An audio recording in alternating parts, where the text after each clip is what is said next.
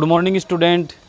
देखिए आज हम निखिलम आधार एवं उपाधार विधि से वर्ग ज्ञात करना सीखेंगे। निखिलम आधार और उपाधार विधि से तो मैं सबसे पहले आपको वर्ग हम निखिलम से कैसे करते हैं वो सिखाऊंगा।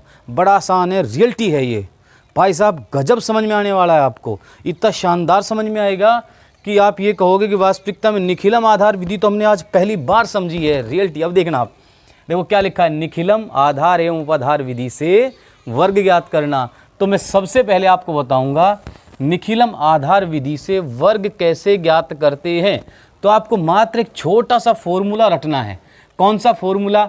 संख्या का वर्ग बराबर, ये लिख दिया मैंने, संख्या का वर्ग बराबर संख्या, ये लिखा संख्या प्लस विचलन। अब मैं आपको सब बताऊंगा विचलन क्या है, संख्या क्या है। संख्या प्लस विचलन ऑब्लिक विचलन का स्क्वायर। विचलन को मैं शॉर्ट लिख देता हूं, विचलन का स्क्वायर। बस ये रट्टा लगाना है। आपको ध्यान रखना है हमेशा कि इसमें संख्या क्या है, विचलन क्या है और विचलन का स्क्वायर क्या है। जैसे मैंने देखो इधर पहले से लिख रखा है 16, तो 16 का मुझे वर्ग बताना है। तो 16 का वर्ग आप कैसे ज्ञात करोगे, इस फॉर्मूले से कैसे ज्ञात करोगे। सबसे पहले तो आपको देखना है कि आधार क्या है। आधार हमेशा, देखो मैं आपको पहले बता देता हूँ, आधार हमेशा 10, 100 और 1000 होते हैं, डॉट डॉट डॉट। तो आधार हमेशा इसी बेस पर चलते हैं। तो आपको ये देखना है जो संख्या हमें दी गई है, हम जिसका वर्ग ज्ञात कर रहे हैं वो किसके आसपास है। वो 10 के आसपास है, 100 के आसपास है, 1000 के आसपास है। तो आपको ये चेक करना है। जैसे देखो यहाँ मैंने 95 भी लिख रखा है, तो 95 किसके आसपास है, 100 के आसपास है। और 10 किसके आसपास है, 16 के। तो इसका 16 का जो आधार होगा वो क्या हो जाएगा, 10। तो 16 का आधार क्या हो गया, 10। अब देखो मैं आपको बताता हूँ विचलन कैसे ज्ञात करते हैं। तो मैं यहाँ लिख देता हूँ विचलन। तो विचलन का एक फॉर्मूला होता है, विचलन बराबर होता है संख्या माइनस आधार। अब संख्या क्या है आपकी 16, आधार क्या है 10, क्योंकि आधार हमेशा यही लिए जाएंगे, इनमें से कोई भी एक। तो आंसर क्या आया, प्लस का 6। तो विचलन हो गया 6 और बस, फिर कोई दिक्कत है ही नहीं। क्या लिखा हुआ है, संख्या प्लस विचलन। संख्या हो गई 16, विचलन हो गया 0, 6 क्या 6 ही लेना अपने को। तो यहाँ मैं 6 लिख दे, 0, 6 भी ये लो 6 कर देता हूँ, 6। तो संख्या प्लस विचलन, तो ये मैंने कर दिया, ऑब्लिक विचलन का स्क्वायर। अब देखो संख्या प्लस विचलन, संख्या क्या थी 16, 16 और 6 कितने होते हैं 22, ठीक है, ऑब्लिक कर दिया, ये हो गया 36। अब एक बात का ध्यान रखना है, आधार में जितनी जीरो होती हैं, आधार में जितनी जीरो होती हैं उतनी ही हमें इससे, देखो यहाँ 22 लिखा है, क्या लिखा है 36। तो दूसरे वाला जो पॉइंट है, दूसरे वाला जो ये बॉक्स दिया है ऑब्लिक के बाद है, इसमें हमेशा एक अंक रहेगा। क्यों? क्योंकि आधार में एक जीरो है। आधार में 2 जीरो होती तो पहले वाले पार्ट को छोड़कर आगे जितने भी पार्ट होते उसमें 2 अंक होते। अब आधार में एक जीरो है तो इसमें कितने अंक रहेंगे, 1 अंक। अब यहाँ कितने अंक हैं, 2 अंक, तो 1 अंक इधर जोड़ दो। तो 22 में 3 जोड़ दोगे तो कितने हो जाएंगे 25, यहाँ पर 6। अब ऑब्लिक का चिन्ह हटा दो तो आंसर क्या आ गया 256। सेम टू सेम हम ऐसे 95 का वर्क कर सकते हैं। 95 में आपको ध्यान होना चाहिए कि आधार क्या चलेगा, आधार चलेगा 100। आधार 100 चलेगा तो बताओ विचलन क्या हो जाएगा, विचलन हो जाएगा 100, मतलब क्या लिखा हुआ है, संख्या माइनस आधार। संख्या क्या है 95, आधार क्या है 100, आंसर आएगा माइनस का 0.5। आप 5 नहीं लिखोगे, 0.5 लिखना पड़ेगा, क्योंकि आधार में 2, आधार की जो 100 है उसमें कितनी जीरो हैं 2, तो इधर भी 2 ही अंक लिखे जाएंगे।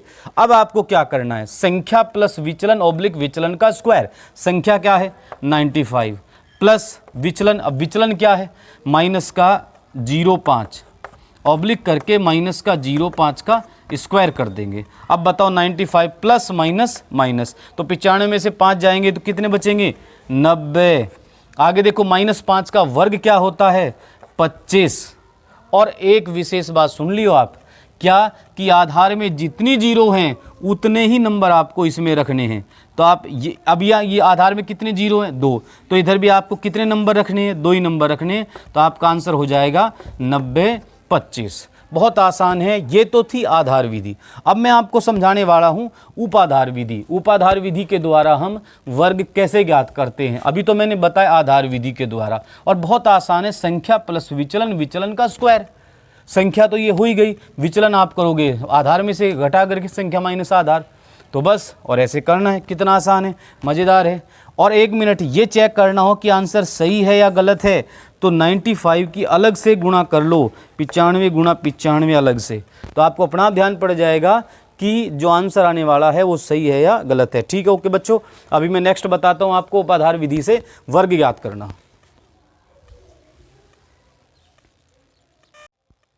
हाँ देखिए, अब हम सीखेंगे निखिलम उपाधार विधि से। आधार विधि तो मैंने आपको बता ही दी, अब कौन सी विधि है, उपाधार विधि से वर्ग ज्ञात करना। और बड़े मस्त तरीके से सीखने वाले हो आप।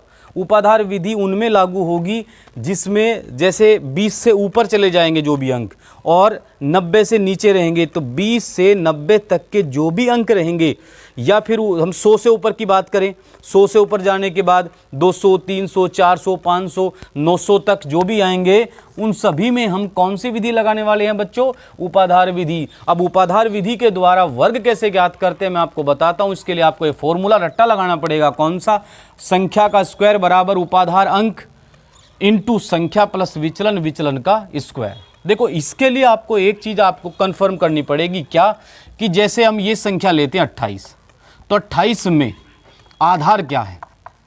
आप एक बात बताओ, मैंने अभी थोड़ी देर पहले क्या बताया था, आधार हमेशा 10, 100, 1000, तो किसके नियरेस्ट है, 10 के, तो आधार हो गया 10।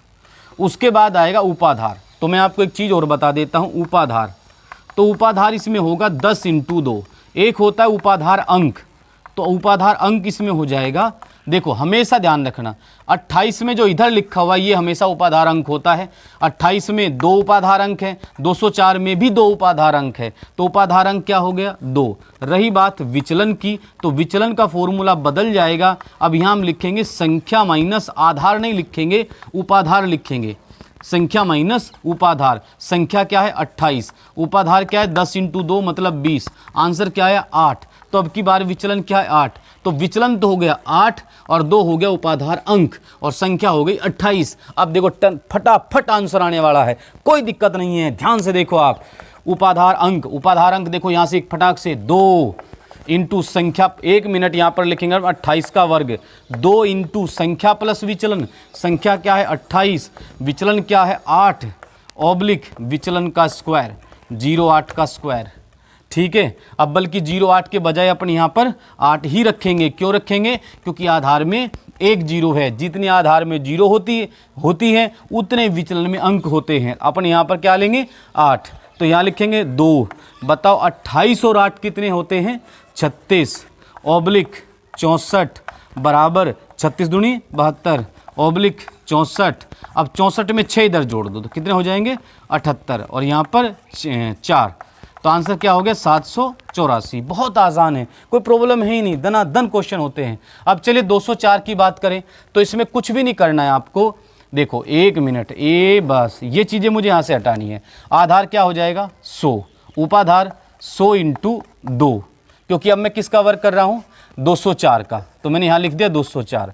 उपाधार अंक क्या हो जाएगा 2 और ये विचलन क्या हो जाएगा 204 माइनस 200, 204 माइनस 200 तो कितना आ जाएगा 0,4। तो बस इन संख्याओं का यदि आपको ध्यान है फिर तो आप 1 मिनट के अंदर आंसर निकाल सकते हैं। कैसे, देखो आप 204 का वर्ग कैसे करेंगे, उपाधार अंक, उपाधार अंक क्या है 2, फिर 204 प्लस 0,4 संख्या प्लस विचलन ऑब्लिक विचलन का स्क्वायर इज इक्वल टू 2 × 204 और 204 कितने होते हैं 208 और इधर आ जाएगा 16। अब गुणा करो आप, 8 दूनी 16 और 2 दूनी 4 ऑब्लिक 16। और आपको मैं बता दूं जितने आधार में 0 हैं उतने ही अंक आपको ऑब्लिक के बाद रखने हैं। तो 2 अंक 2 ही 0 आधार में है, 2 ही अंक यहाँ आ गए, तो आंसर क्या हो गया 416 और 16। बहुत आसान है, कोई दिक्कत नहीं है, हिम्मत से लगे रहो, कोई टेंशन नहीं। भले चाहे क्लासेस चले या ना चले, मेरी वीडियो क्लास चलती रहेगी और उसे देखते रहें और ध्यान लगा के पढ़ें। बिल्कुल ईजी है बच्चों। Okay bye.